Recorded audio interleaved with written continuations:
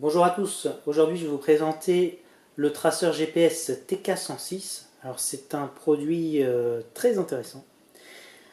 Vous insérez une carte SIM à l'intérieur du boîtier et lorsque vous envoyez, vous appelez, vous envoyez un SMS au numéro de la ligne, vous recevez en retour la position du boîtier GPS. Donc l'intérêt c'est que vous pouvez cacher ce boîtier à l'intérieur de votre voiture. Vous pouvez même le cacher dans une caravane, une remorque, où vous le souhaitez. Vous avez ici un bord qui est magnétique et qui est assez, l'aimant est assez puissant.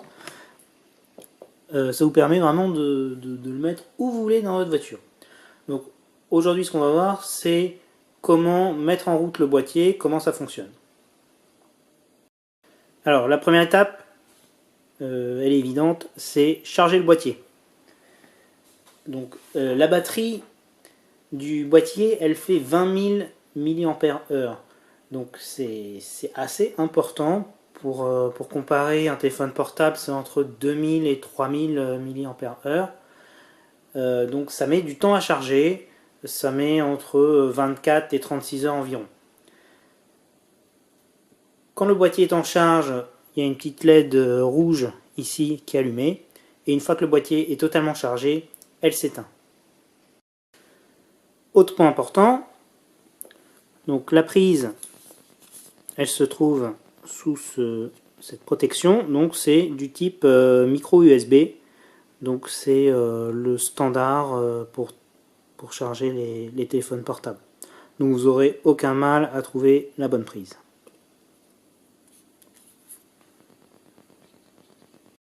La deuxième étape, c'est la préparation de la carte SIM. Donc comme vous le voyez, moi j'ai pris un abonnement chez Free.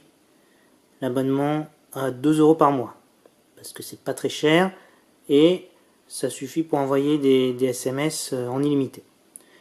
Le format de la carte SIM, donc c'est le format classique ancien, format mini SIM.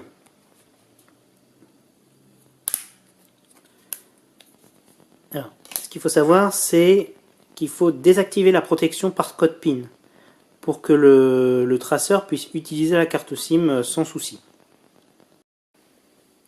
Donc je vous montre comment faire pour désactiver le code PIN sur la carte SIM. Donc c'est assez classique. Vous mettez sur un téléphone portable, celui que vous utilisez habituellement, vous allez dans les paramètres,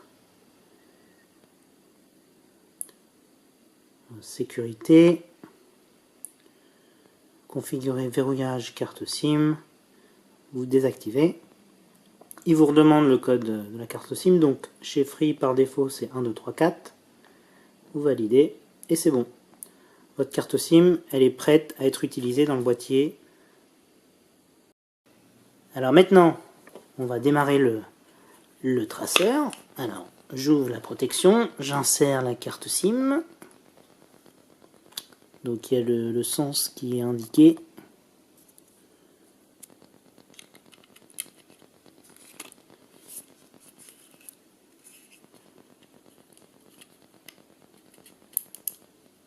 Voilà, et vous mettez le petit interrupteur sur on.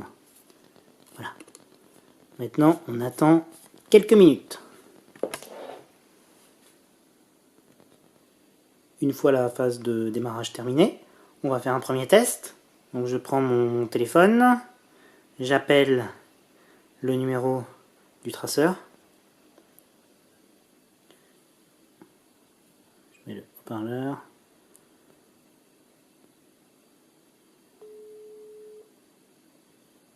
Bonjour, vous êtes sur la messagerie. Voilà, et hop, je reçois instantanément un SMS avec le lien.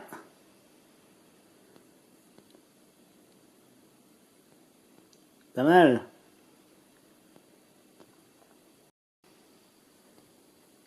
Et on peut également interroger le traceur en envoyant un SMS. Donc c'est G avec le mot de passe. Donc le mot de passe par défaut c'est 1, 2, 3, 4, 5, 6 et dièse. Vous envoyez On attend un petit peu.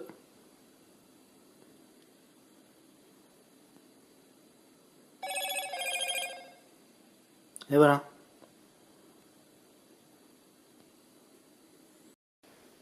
Je vous indique également comment faire pour ajouter un numéro de téléphone autorisé, c'est-à-dire que seuls les appels ou SMS reçus depuis ce numéro de téléphone permettront l'envoi du SMS de localisation. Donc pour ça, c'est très simple. Vous envoyez le message admin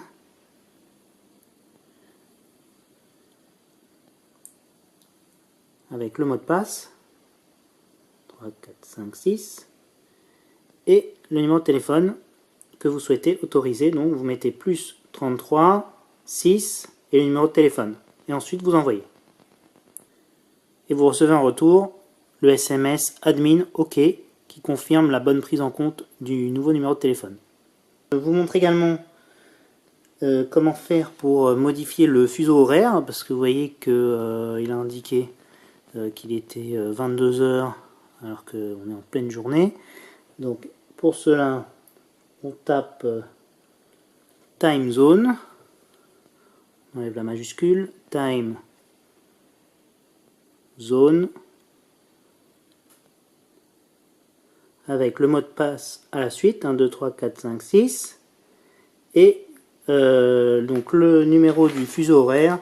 Donc pour la France, en été, il faut mettre 2, et pour l'hiver, il faut mettre 1.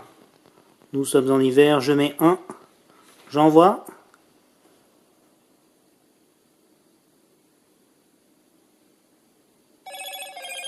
Et bien c'est parfait.